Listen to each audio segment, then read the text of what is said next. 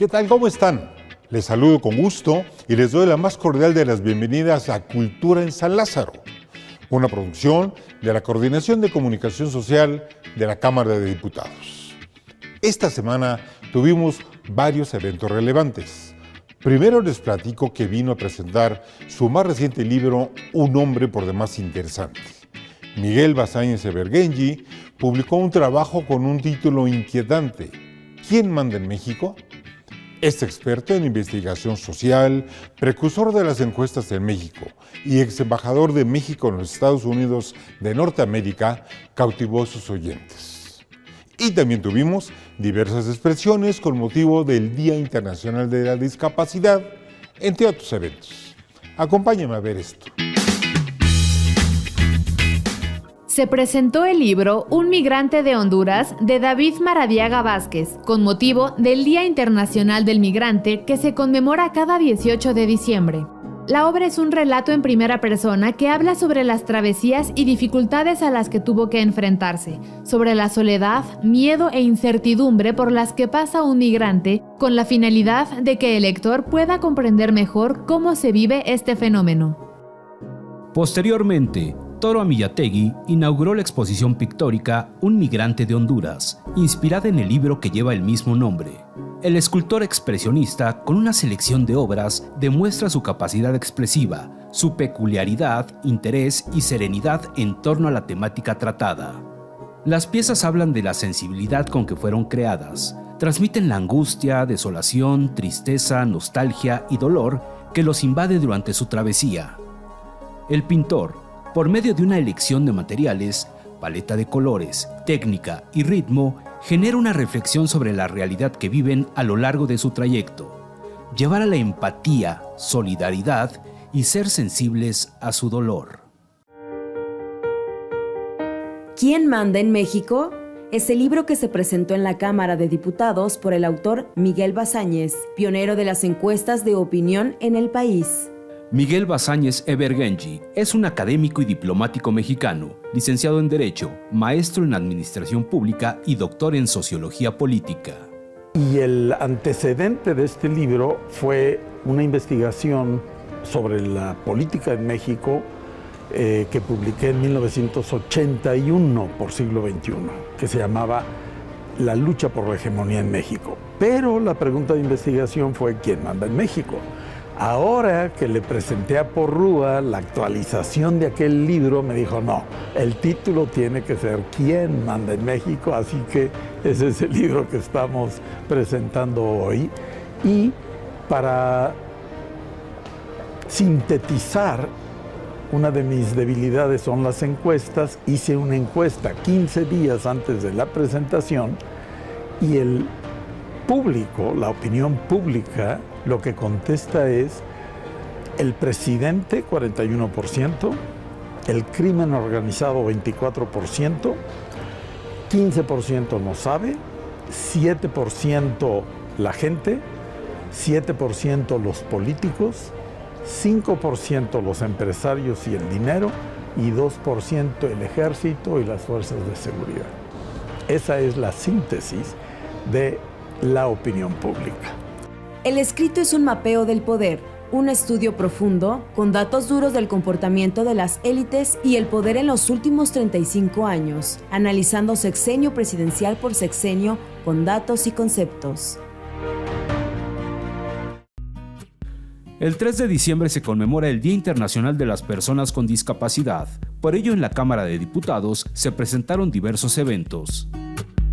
Se inauguró la exposición Vehículos adaptados para personas con discapacidad y adultos mayores, con el objetivo de visibilizar e integrar los ajustes razonables a la movilidad para los integrantes de estos dos sectores poblacionales. Uno con un asiento giratorio y otro con una tabla de transferencia para personas con discapacidad y adultos mayores.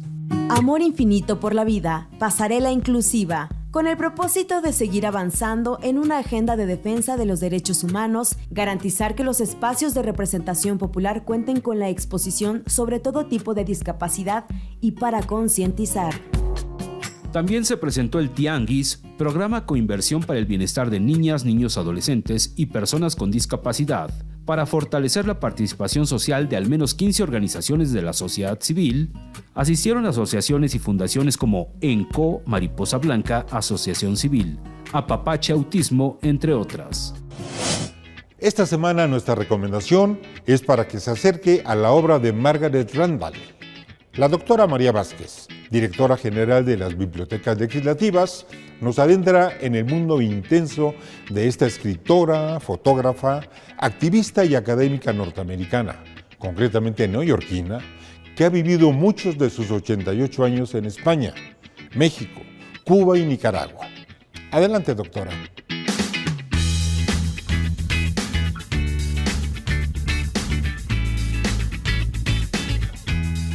Poeta, ensayista, fotógrafa, activista, autora de una vasta obra que suma más de 100 libros publicados.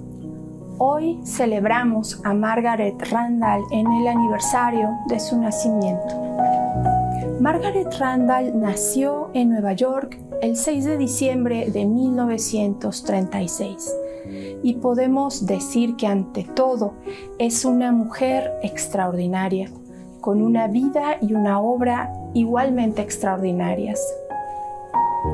Su vida está entretejida no solamente con Estados Unidos, sino con muchos otros países latinoamericanos en los cuales ha vivido, especialmente México, donde vivió de 1961 a 1969.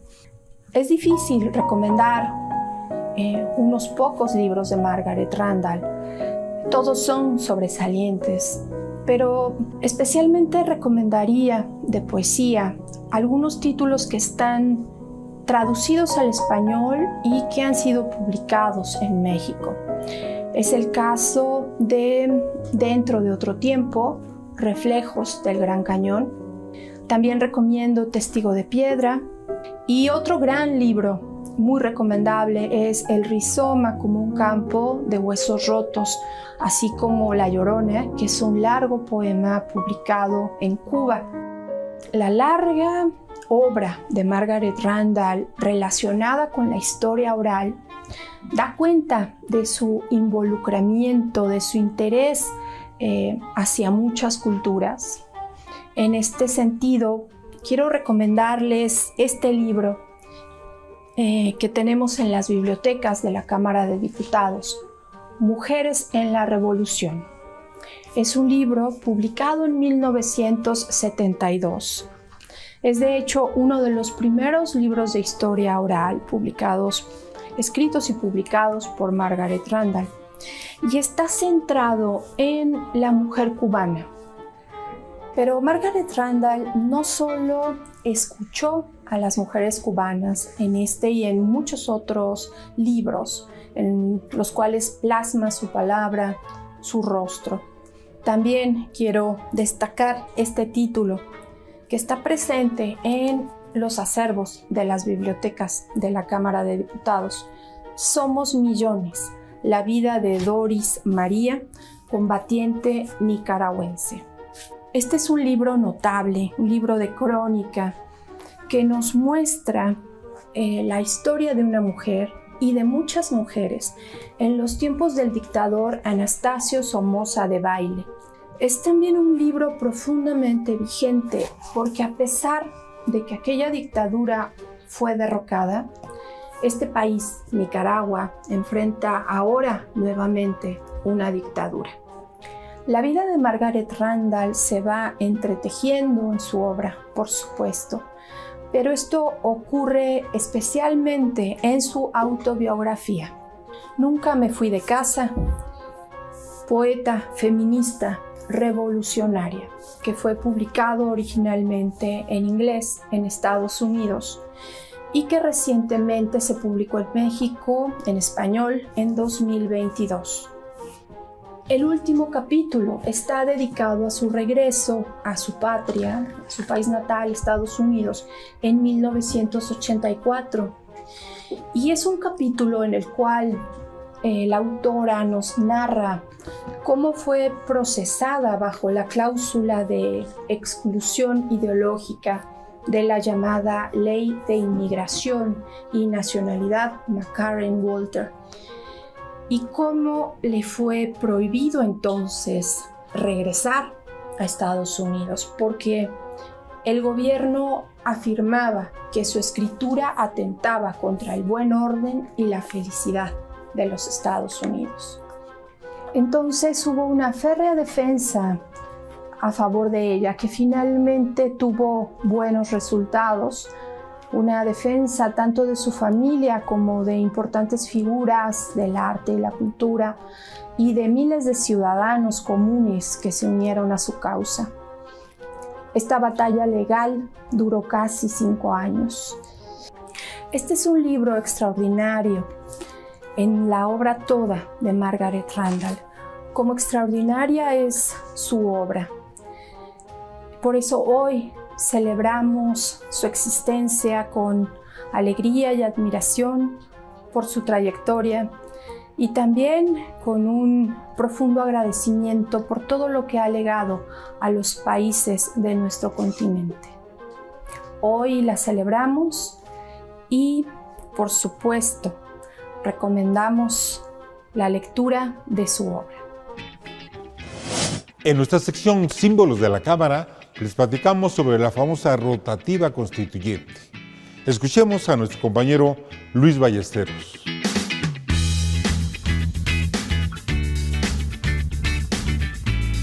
Hola, bienvenidos a un segmento más de Símbolos de la Cámara.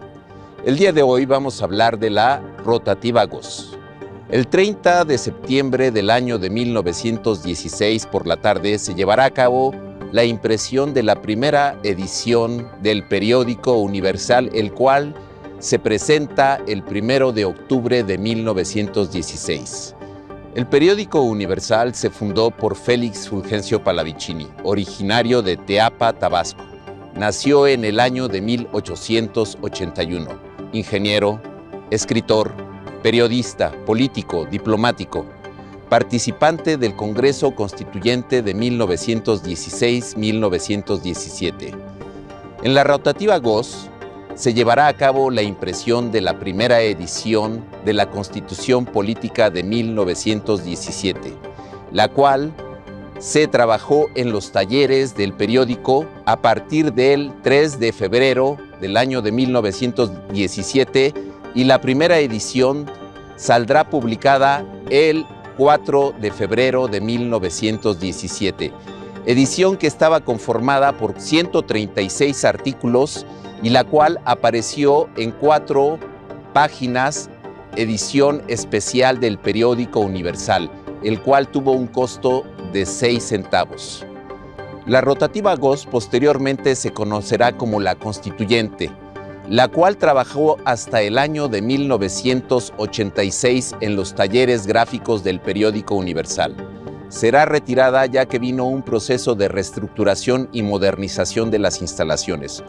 Por iniciativa del licenciado Juan Francisco Gili Ortiz, director del periódico Universal, en el año de 1986, será donada para formar parte del patrimonio cultural de Palacio Legislativo de San Lázaro, Cámara de Diputados. En el mes de junio del año 2023 entrará en un proceso de restauración a cargo de la compañía Impresos Mijangos, ya que la máquina se ha encontrado durante muchos años expuesta a los elementos como el sol, la lluvia, el aire, estaba oxidada, estaba completamente en mal estado.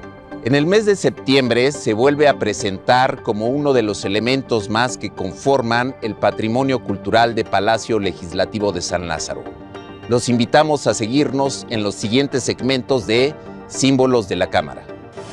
Así llegamos al final de Cultura en San Lázaro. Nos vemos en este Palacio Legislativo la próxima semana y nos gustaría mucho que nos enviaran sus opiniones, comentarios y sugerencias al correo que aparece en la pantalla. Le agradezco su compañía. Hasta pronto.